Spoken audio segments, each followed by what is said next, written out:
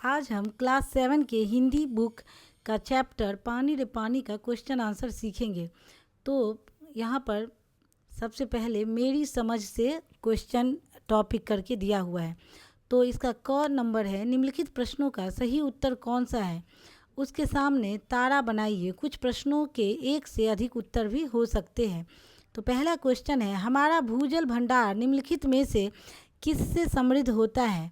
तो इसके एक से अधिक अर्थात दो आंसर से यहाँ पर पानी बरसने से और तालाब और झीलों से।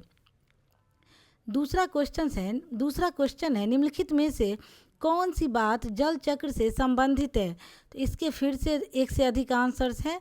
पहला आंसर है समुद्र से उठी भाप का बादल बनकर बरसना, और दूसरा है नदियों का समुद्र में जाकर मिलना।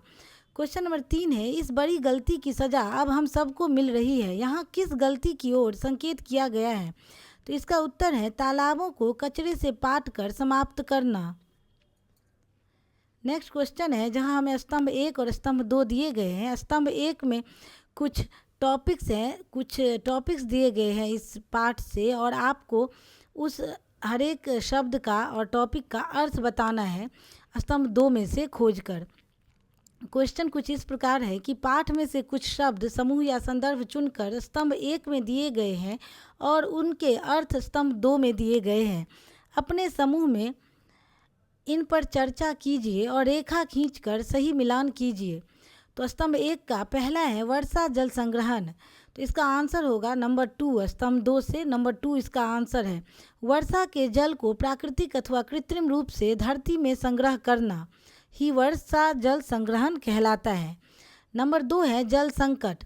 तो जल संकट का अर्थ क्या है, इसका होगा नंबर 3, जल की अत्यधिक कमी होना ही जल संकट कहलाता है।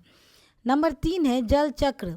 तो जल चक्र का क्या अर्थ है, समुद्र से उठी भाप का बादल बनकर पानी में बदलना और वर्षा के द्वारा पुनः समुद्र में मिल जाना ही जल चक्र कहलाता है।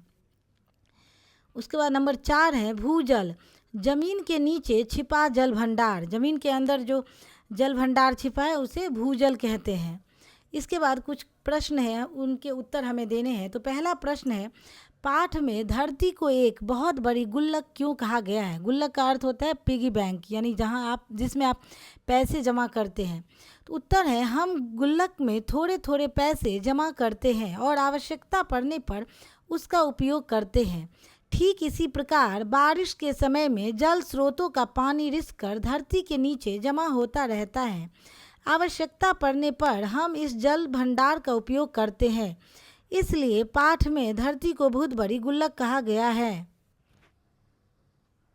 दूसरा क्वेश्चन है, जल चक्र की प्रक्रिया कैसे पूरी होती है। तो इसका उत्तर है, सूरज की गर्मी के कारण समुद्र और अन्य जल स्रोतों का पानी भाप बन जाता है। यह भाप ऊपर उठकर बादल बन जाता है। ये बादल ठंडे होकर जल के रूप में बरसते हैं और पुनः धरती पर आ जाते हैं। यह प्रक्रिया लगातार चलता रहता है, जिससे पृथ्वी पर जल का संतुलन बना रहता है। इसे ही जल चक्र की प्रक्रिया का पूरा होना कहते हैं। तीसरा क्वेश्चन है कि यदि सारी नदियाँ, झीलें और तालाब सूख जाए तो क्या होगा।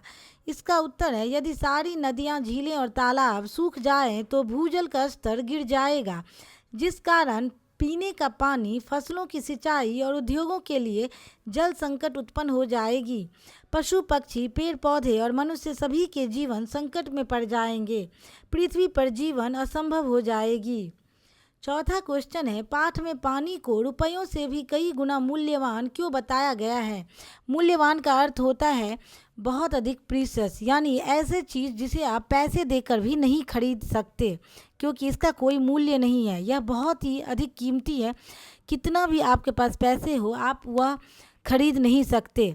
तो क्वेश्चन फिर से पढ़ते हैं कि पाठ में पानी को रुपयों से भी कई गुना मूल्यवान क्यों बताया गया है।